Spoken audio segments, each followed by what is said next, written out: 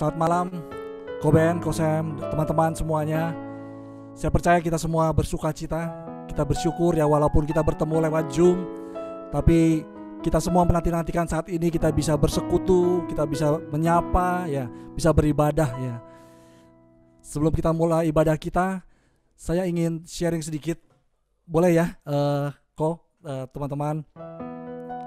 Jadi ceritanya mungkin ada beberapa teman yang juga sudah tahu juga kali ya. Kalau di akhir bulan Juni yang lalu ya, tepatnya sekitar tanggal 28-an lah ya, kurang lebih mama saya didiagnosa kena COVID gitu ya. Dan gejalanya tuh bukan gejala yang ringan gitu, teman-teman. Karena dia punya komorbid, dia punya diabetes gitu ya. Jadi waktu itu kondisinya cukup kita sudah cukup sangat khawatir lah. Makanya sempat gangguin Koben juga gitu ya, gangguin Koesaf ya. Kalau orang bilang saturasi oksigennya itu kan gak boleh di bawah 95, tapi ini justru gak pernah nyampe 95 gitu. Jadi ada 77, 80, kita sangat khawatir gitu ya. Malah waktu itu juga rumah sakit lagi penuh. Saya dibantu Peter juga gitu, sama dibantu saudara saya yang lainnya. Kita sampai cari 20 sampai 25 rumah sakit kalau nggak salah ya, untuk mencari, semuanya menolak. Mereka bilang penuh gitu ya. Sampai saya sempat agak emosi, saya bilang ini nyawa orang gitu ya. Tapi singkat cerita, ketika kami mulai mencari-cari, tiba-tiba gerakan kami ke suatu rumah sakit yang tidak kami kenal gitu, di daerah Tangerang lah ya, RSUP Sitanalan namanya gitu. Jadi akhirnya kami berangkat gitu, saya sama Lydia ke sana. Cukup jauh jaraknya teman-teman. Sampai saya bilang sama Lydia, kayaknya ini kejauhan deh kayaknya, takut malah kenapa-napa, mendingan kita mundur aja gitu, maksudnya kita balik. Tapi waktu itu akhirnya kita putuskan tetap jalan gitu ya. Dan akhirnya setelah sampai, ternyata itu satu-satunya rumah sakit yang ada tenda besar, dan itu baru 2 hari yang lalu dibangun gitu teman-teman. Jadi rumah sakit itu terus malah nanya mana pasiennya and so on gitu ya. Jadi ya udah, akhirnya kita segera bawa pakai ambulans mama ke sana, singkat cerita gitu teman-teman. Dan puji Tuhan, setelah beberapa saat dirawat, akhirnya mama ya puji Tuhan semuanya baik. Sekarang sudah sangat baik begitu. Yang saya ingin sharingkan ialah mungkin ada teman-teman yang tidak ngalamin seperti saya gitu ya. Mungkin nggak apa-apa, sehat aja gitu ya. Mungkin bukan masalah COVID gitu ya, tapi mungkin karena pandemi ada yang mungkin mengalami masalah pekerjaan, mungkin ada yang mengalami masalah di usaha gitu ya teman-teman. Yang saya ingin sharingkan ialah teman-teman, saya belajar dari hal ini. Mungkin masalah boleh silih berganti, mungkin Tuhan boleh izinkan hal tersebut terjadi, tapi percayalah, Dia tidak pernah meninggalkan kita teman-teman. Dia akan membukakan jalan keluar, Dia akan menyertai kita sampai kita menemukan rancangannya yang terbaik buat kita. Amin teman-teman.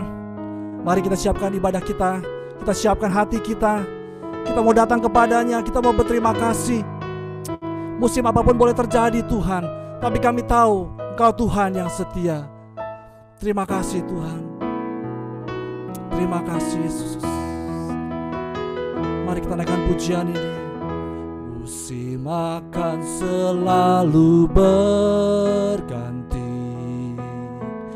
kasih Tuhan tetap abadi,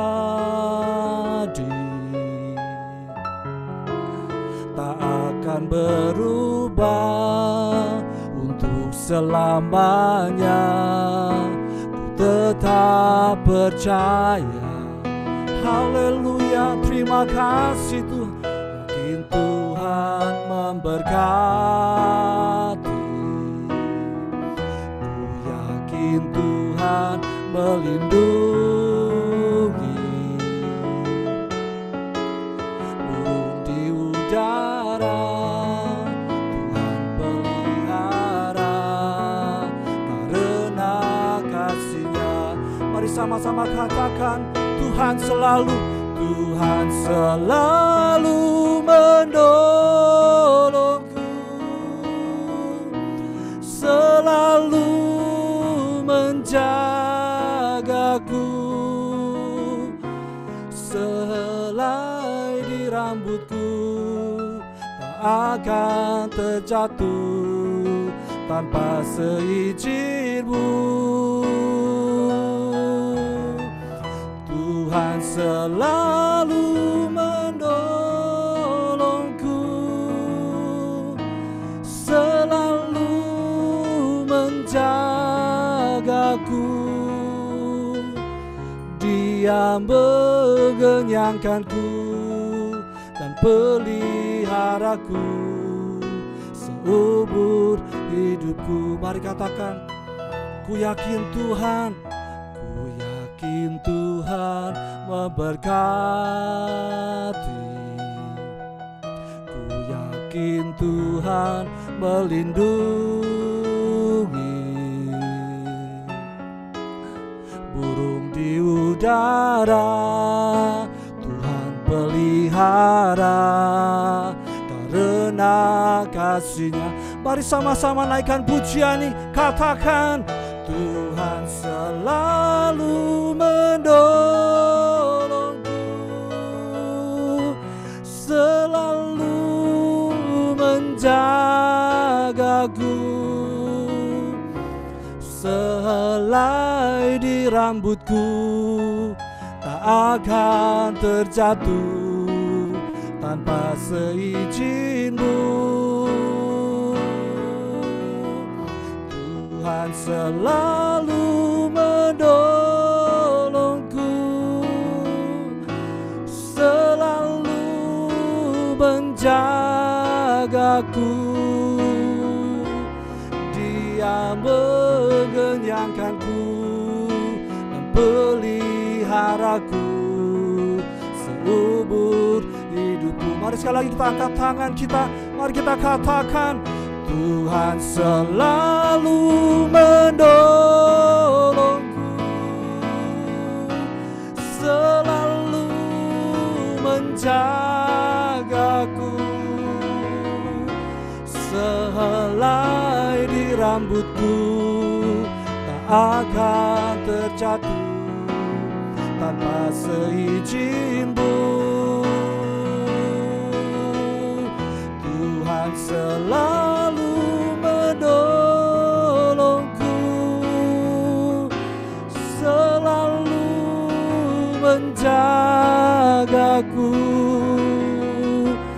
Dia mengenyangkanku dan peliharaku seumur hidupku. Dia mengenyangkanku, Dia mengenyangkanku dan peliharaku seumur hidupku. Dia mengenyangkanku, Dia mengenyangkanku dan peliharaku seumur hidupku. Mari kita sembah Dia teman-teman. Mari kita akui kebaikan-Nya, kesetiaan-Nya.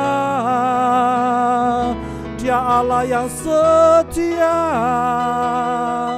Dia baik, Dia baik Tuhan. Oh, kami bersyukur, kami bersyukur. Terpujilah bagi nama-Mu. Kau Allah yang setia Tuhan, Kau Allah yang selalu menolong kami Tuhan. Haleluya. Ciara lama-lama shande. Oh Jesus, inilah pujian kami, inilah pengakuan kami.